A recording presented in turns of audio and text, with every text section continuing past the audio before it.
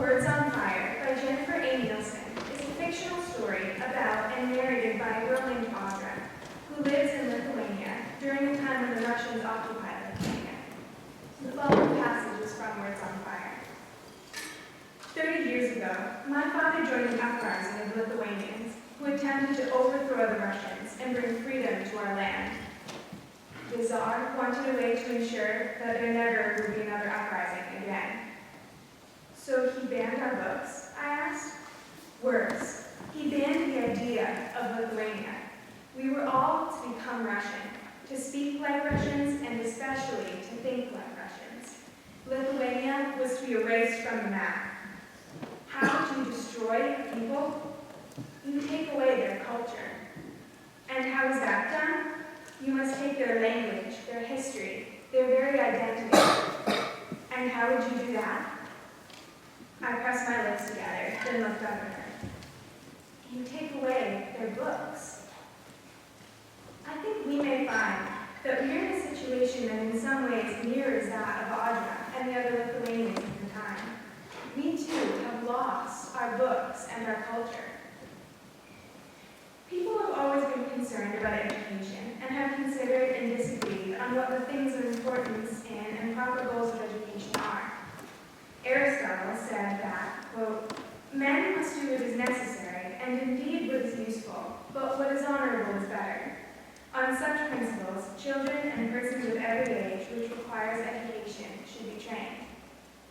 We see from this that even in ancient Greece, people held different opinions about what the goals of education should be. While never denying the importance of practical knowledge and learning, Aristotle believed that learning what was honorable was better and more important in education. Today, while we are still just as concerned about education as the ancient Greeks, what we value in education is often different. For example, many of us put too much value on education that gives young people the knowledge, grades, etc., to advance through their educational journey and in the workforce. However, the classical Christian education movement values many of the same educational goals as the Greeks and Romans. This movement was sparked by people like Dorothy Sayers, David Hicks, Mortimer Adler, and C.S. Lewis. While some of these men and women were still writing, the first 3 classical Christian schools were started. Classical Christian education makes it a priority to preserve culture through good books, a process that I will be arguing is important. In the present day, what people and adults read in and outside of school is drastically different than in times past. According to the Library of Congress's articles, Books That Shaped America, authors that were influential in the late 1800s included Harriet Beecher Stowe, Nathaniel Hawthorne, and Herman Melville. People read these books that grew and influenced them in positive ways. As we will later see, this is an important role of culture and good books. According to ResearchGate.net, today, while Pride and Prejudice is read 7,400,000 times, The Bad Boys Girl is read 197 million times, more than 26 times more than Pride and Prejudice. It is books like The Bad Boys Girl that are shaping their many readers, and therefore the society we're a part of. One of the things that is important both to people and communities is a culture. But what is culture? In Noah Webster's dictionary, we see that culture is defined in connection with the word cultivate, which is defined as the application of labor or other means to improve good qualities in or growth, as the culture of the mind, the culture of virtue. So we see that culture has to do with actively and intentionally growing people. Of course, there are different kinds of culture that society can have, which foster different kinds of growth. What kind of culture are we speaking of, and what kind of culture should we value? According to an article by Patrick Lean, a meaningful culture, as he terms it, involves, quote, a history, an inheritance, a commitment to a particular place and people, specific forms of gratitude and indebtedness, a strong set of ethical and moral norms that assert definite limits on what one ought and ought not to do. According to this definition, a good, meaningful culture should implant both a connection to our past and a moral standard. This kind of education should be passed on through education, which Noah Webster defines as bringing up as of a child.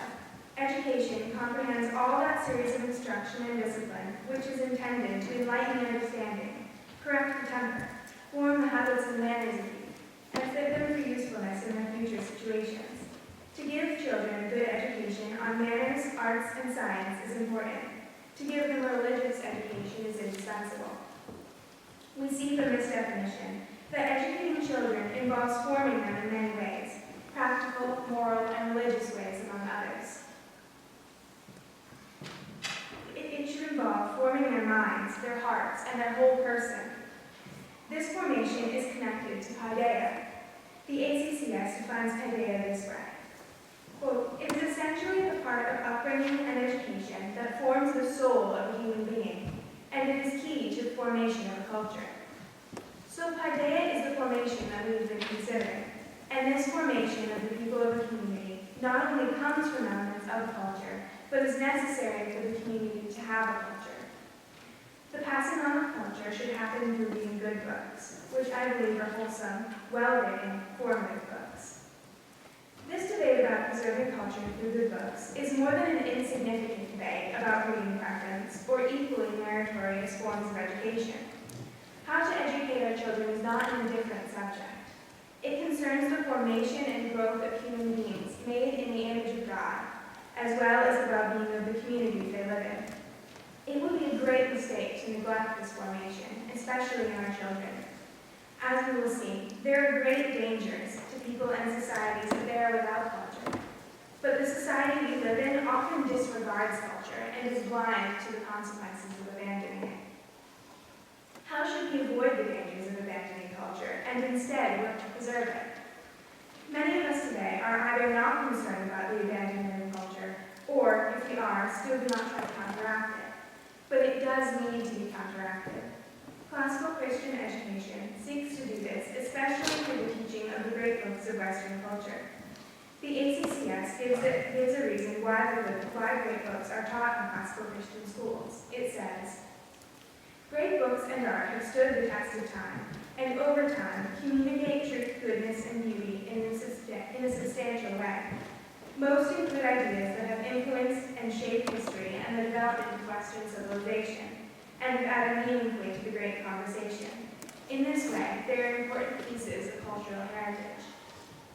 Through a classical Christian education, we can teach our children about their culture and help to shape and grow them, counteracting the abandonment of culture that we are seeing in our society. It is partly because this movement is happening that it is the perfect time to counteract the abandonment of culture before it progresses farther. And this certainly applies to us who are here and are connected with this classical Christian school. I believe that it is very important that we preserve and pass down culture through good books. As we consider how essential this is, there are several questions to contemplate. What is happening in our society today in terms of preserving and passing down culture? What are the dangers of not doing this? And what are the benefits of succeeding in it? Let us turn to the first question. What is happening in our society today in terms of preserving and passing down culture? As we saw before, our culture no longer values our culture's good books, which are an important instrument in preserving culture. And this reflects our disregard for our culture in general. This disregard for culture takes place in our schools, which should play a major role in preserving culture by passing it on to children. For example, the mission of the U.S. Department of Education mentions, quote, student achievement and preparation for global competitiveness, but makes no mention of culture, paideia, or anything deep or soul level. What are the dangers of not preserving culture, and what are the benefits of preserving it? In other words, why should we be concerned that culture is not being preserved? The first reason why it is important to preserve culture through good books is because doing so can shape our hearts so that we love and do what God desires and see the world as He wants us to. One of the reasons why what I just said matters, why all of this, education and paideia, matter, is that human beings are made in the image of God. As Genesis 1:27 says, so God created man in His own image. In the image of God He created him. Because we are image bearers of the living God, and as part of this have souls. What we think, say, do, and are matter.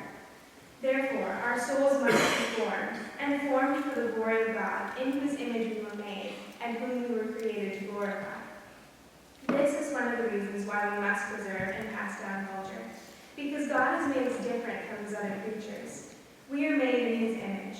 As part of this, our lives matter, and our souls must be formed in right ways for his glory, which is our created purpose.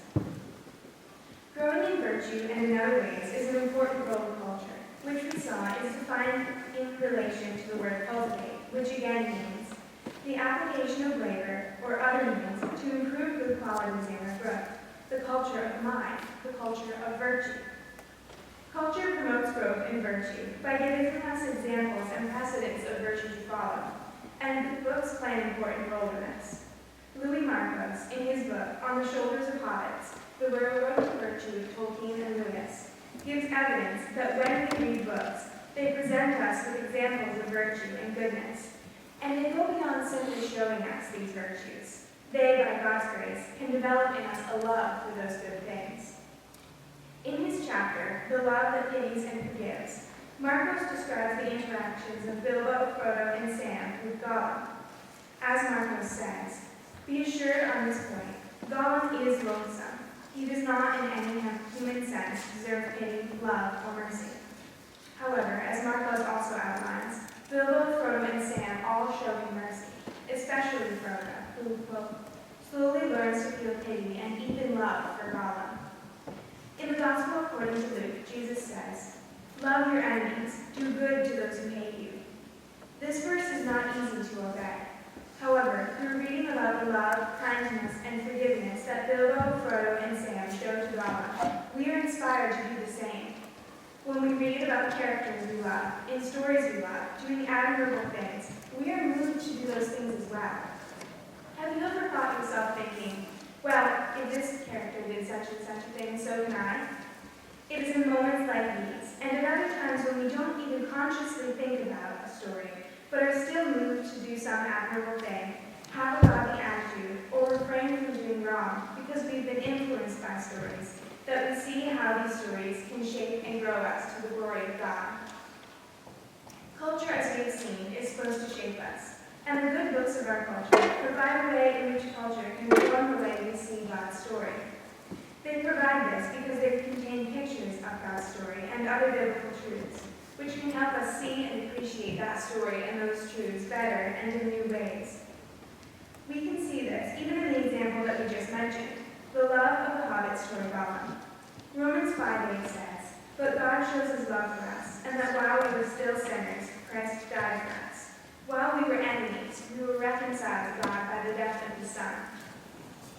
The treatment that Bilbo, Sam, and Frodo show to Gollum, demonstrating mercy and helping someone who deserves death and is their enemy, pictures Christ's much greater love and mercy in dying to save his enemies so that they would not receive the death that they deserve. We see that in these examples from the Lord of the Rings, how stories can give pictures of virtue, the biblical story, and other biblical truths.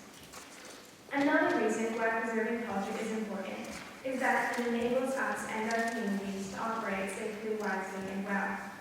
If we abandon our culture, we abandon the past and cut off all connection to the past.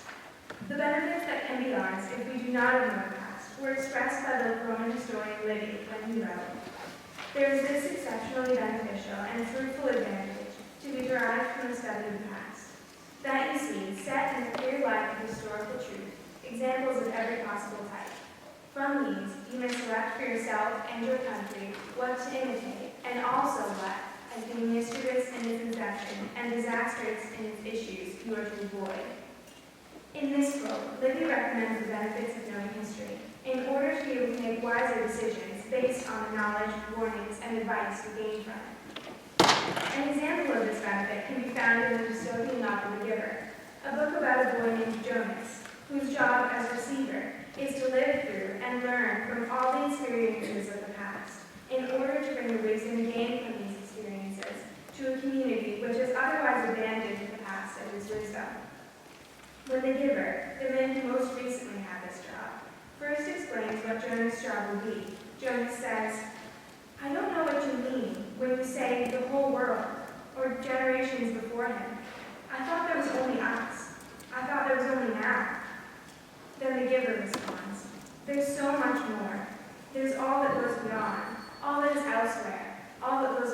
and back and back.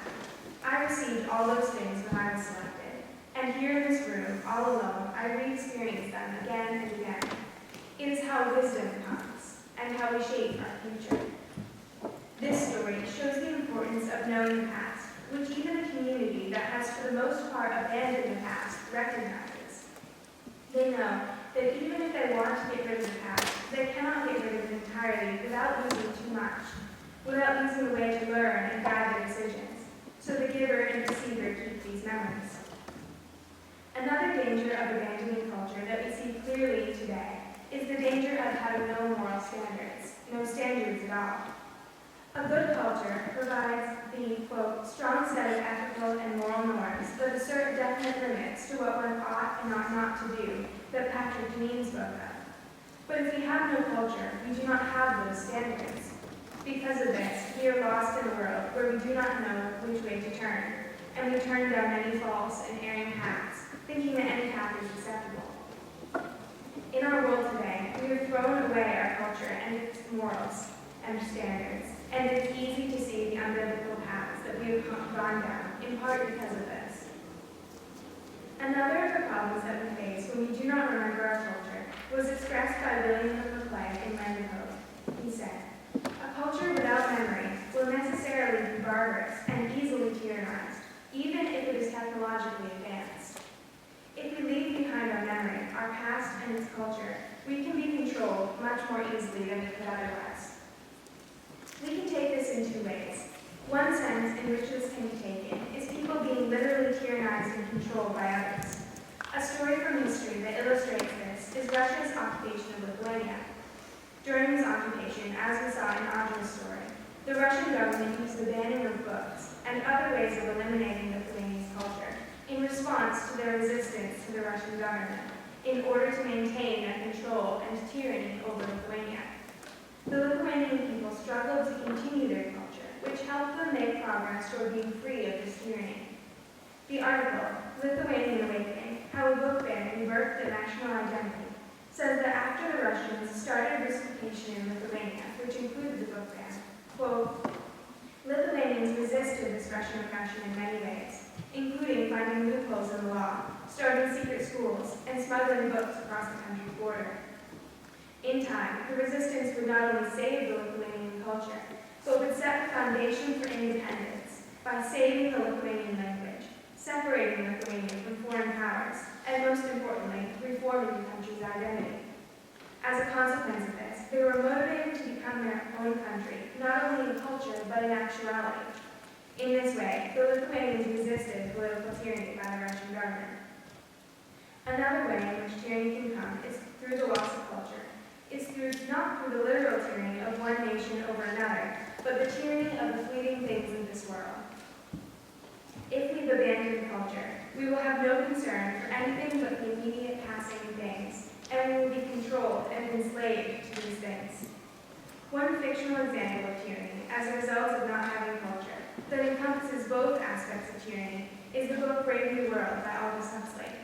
In this world, people live for nothing but their own momentary pleasure. They have no meaning or purpose in life.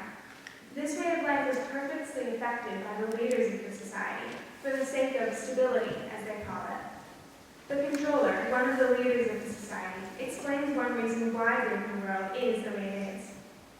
He says, quote, stability, insisted the controller. Stability, the primal and ultimate need. Stability, hence all this. One of the ways in which this stability is affected is through the taking away of books and culture. Later in the book, the controller explained this to a man named John. He says, that's the price you have to pay for stability. You've got to choose between happiness and what people used to call high art. We've sacrificed the high art. However, John objects that the things that this society has instead of art, quote, don't mean anything. In Brave New World, those who run the society have taken away books and culture in order to keep people from living in a way that would destroy the way of life they had set up, which would be challenged if people remembered their culture and its books. By taking these away, the leaders control and tyrannize the community, and the people of this society, with no culture, are enslaved to their desires and pleasure. One very understandable objection that could be raised raised to my emphasis on preserving culture through good books is that it is important that people love reading and continue to do it, and that this is best accomplished when they can read whenever they want. Holly Corby raises this concern in an article entitled The Reading Wars, Choice versus Canon. She says about a certain teacher, quote, "A mama's response to a student's reading activity and the canon was to develop Project Lit, a classroom approach that gives students the freedom to choose and discuss the books they want to read. In just 2 years, the model has improved to students' interest in reading." I agree that this is a very important concern. However, I believe that those whose priority is for students to be able to read books they are interested in, and that will either encourage their reading or get them to change their mind about books, are overlooking the reason why we want students to read. We do not simply want them to read for academic practice. We want these books to form them, to give them wisdom, love of virtue, and to help them see themselves and the world as God would have them see it. This means that the books they read must be books that will form them in these ways, thereby adding to the benefits that culture confers. Not every book qualifies, and if students are not told to read particular books, but read whatever they want, we are letting go of some of our major goals for them in reading, and these goals may not be accomplished. One desire that is prevalent today is the desire for education that has an obvious practical use and will help us get ahead in the world. The U.S. Department of Education's mission statement, which we have referred to before, reflects this point of view. It is focused on outward goals of success in the world. Holly Corby presented evidence for the benefits of choice reading, as she termed it, showing that students succeed more academically when they read books they want to read in school. She said, "The impact of the new approach in English class is already evident in the changes we see in the students," says Amato. 13 students who helped Amato develop the new approach in his classroom got full scholarships to attend Belmont University in Nashville this fall. In addition, 46 students from his initial class who participated in Project Lit scored 5.7 points higher on the English ACT and 4.4 points higher on the reading ACT than the rest of their peers at Maplewood. This data is used to argue that it is better to have students read what they want and to have better academic success than to read classic books. In general, people emphasize academic goals at the expense of the considerations I put forward in my arguments. I do not mean to deny that being successful and being able to get into college and get a good job are not important. However, I do not believe that these should be the single most important focus of schools. They are not as important as things that are, as Felipe Vogel said, of, quote, eternal significance. Patrick Deneen argued that an emphasis on preparing for worldly success over all else is not the right way of going about education. He described students at top colleges where he has been a professor, saying that, quote, "They are superb test takers. They know exactly what is needed to get an A in every class. They build superb resumes." These students seem to have been very successful, but Deneen recognized that there was something lacking. He said that, quote, "They have learned to be like mayflies, alive by happenstance in a fleeting present." Deneen acknowledged that these students learned good things, but that they were missing out on something so much more wonderful, that they had no appreciation for the context of their lives and seemed to miss out on some of the deeper things of life. Felipe Vogel said, quote, "I'm not the only one who, as a young student, had a natural thirst to be caught up in something bigger than me, like a giant that made me grow as I grappled with it. We all need a transcendent culture." Have you ever felt that longing? I certainly have. God has made us so that none of us are satisfied with an empty life. Knowing our culture will help us to stop viewing ourselves and our lives, in the words of Vogel, as a drifting atom, serving no purpose higher than good behavior and his own entertainment, doing whatever we want, teaching us that there is much more to life than this, that we were created for something more. Looking back on our journey thus far, you will remember that we saw that our society is not preserving its culture, and we discussed how large an impact preserving or not preserving culture through good books can have. First, we realized that because we are made in the image of God, what we are discussing is extremely important. We also realized that stories from our culture can inspire and move us to follow the right path. It can also remind us of biblical truths. We gain wisdom, avoid the danger of not having any standards of right and wrong, and avoid tyranny through knowing our history and our culture. After learning about these things, we argued against some objections. First, we established that although it is important to love reading good books that accomplish the results we want from reading is more important. Then, we established that although it is important to learn what will help us to succeed in life, learning things that have value beyond this world is better and should be the focus of education. When we left Audra, she was living in a country bereft of its books and culture. However, that is not the end of the story. Audra, along with many others, worked to provide Lithuanians with Lithuanian books, thereby keeping their culture alive. They believed that retaining this culture meant that they were not truly under the control of Russia, and hoped that in part through preserving their culture, the Russian political control of their country would not last. Audra reflects on the situation and why it calls for her to smuggle books. She thinks, those simple letters became words that became our identity. That alphabet book was all we had to save our future. I saw that now more than ever before. If we were forced to speak a language that was not our own, then how long could we hold the thoughts that were not our own? That is why I had to smuggle. If we failed to deliver books, the collapse of Lithuania was only a generation away.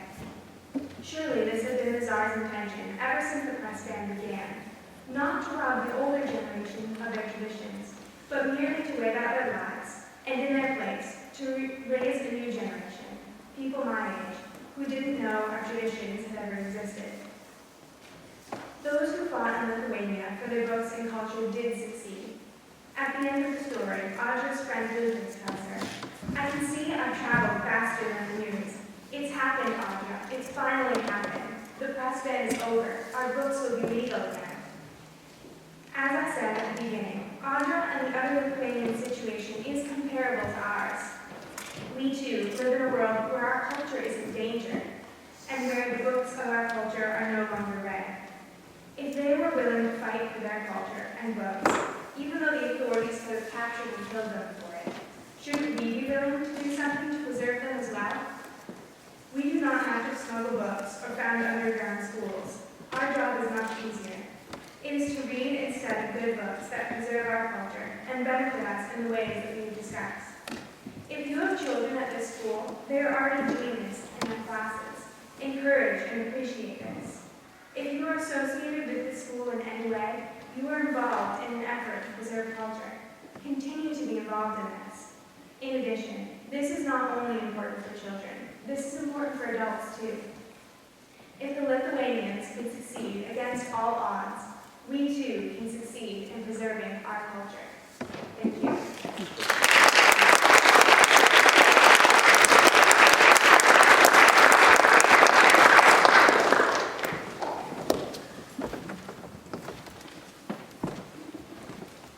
I guess my question would be to go back to your thesis that says it is essential that we preserve and pass down a culture through great books.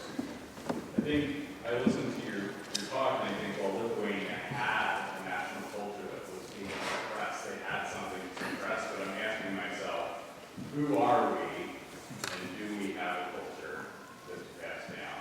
And I guess that also, are you addressing Christians or are you addressing Americans or are you addressing American Christians? Yeah, so to answer the first part of that, I think, yes, we do have a culture, but I believe that in part it's not valued, and therefore we have it, but we don't really appreciate it or retain it. To answer the second part of your question, I guess I would say I'm